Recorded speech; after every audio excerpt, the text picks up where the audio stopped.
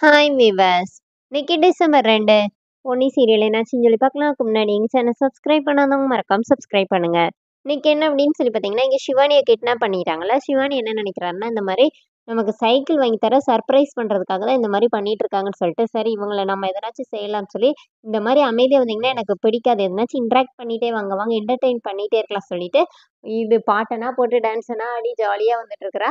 இங்க என்ன ஆகுதுன்னா, அந்த தாஸ் வந்து இவங்களுக்கு கால் பண்ண ட்ரை பண்றாரு. ஆனா அவங்க எடுக்கல. அப்புறமா மறுபடியும் கால் பண்ணும்போது, அவங்க வந்து "டேய் டேய் தாஸ் அண்ணே ஃபோன் பண்றாருடா, இது பண்ணுங்கன்னோனே", "தாஸா யாருன்னோனே", "அவர் தான் எங்களுக்கெல்லாம் பாஸ்" அப்படி சொல்லிட்டு சிவானி கிட்ட வந்து விளக்கம்லாம் சொல்றாங்க.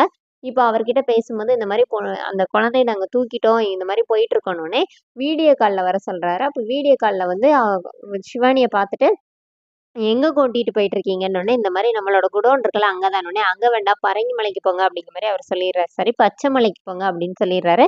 சரின்னு சொல்லிட்டு இவங்க வச்சுர்றாங்க. இங்க பொன்னி, சக்தி அவங்கலாம் தேடிட்டு வந்த கார் வந்து ரிப்பேர் ஆயிருது.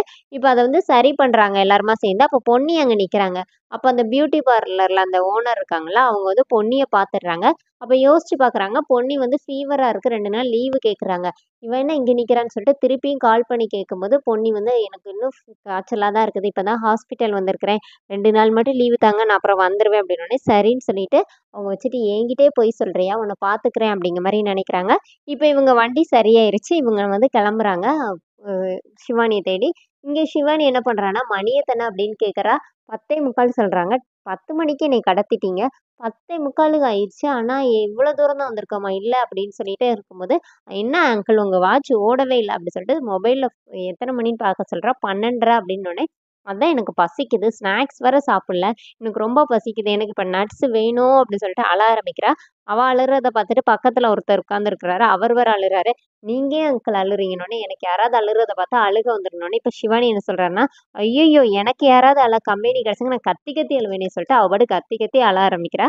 அப்ப அங்க இன்னொருத்தர் உட்கார்ந்துருக்கிறாரு. அவர் வந்து தைலம் தேய்ச்சுக்கிறாரு. அவருக்கு என்னாச்சுன்னோனே, இல்ல இந்த மாரி சத்தமா அழுதா வந்து அவன் எதனாச்சும் சத்தம் கேட்டுச்சுன்னா, அவனுக்கு வந்து தலைவலி வந்துருன்னோனே, இது நல்லா அழகா இருக்குதே, என்டர்டெயின்மென்ட்டா இருக்குதேன்னு சொல்லிட்டு அவ பாட்டுக்கு கத்தி கத்தி அழ ஆரம்பிச்சுடுறா. அதோட என்னோட எபிசோட் எண்ட் பண்ணிட்டாங்க. நாளைக்கு என்ன அப்படின்னு சொல்லி பார்த்தீங்கன்னா, பவானி இங்க வீட்ல இருந்து அழுதுட்டு இருக்கும்போது, சிவானியோட ஃபோட்டோ கீழ விழுந்து அப்படியே உடைஞ்சிருது. அத பார்த்து ரொம்ப இதாகுறாங்க. அதோட என்னோட எபிசோட் எண்ட் பண்ணியிருக்காங்க. Thank you.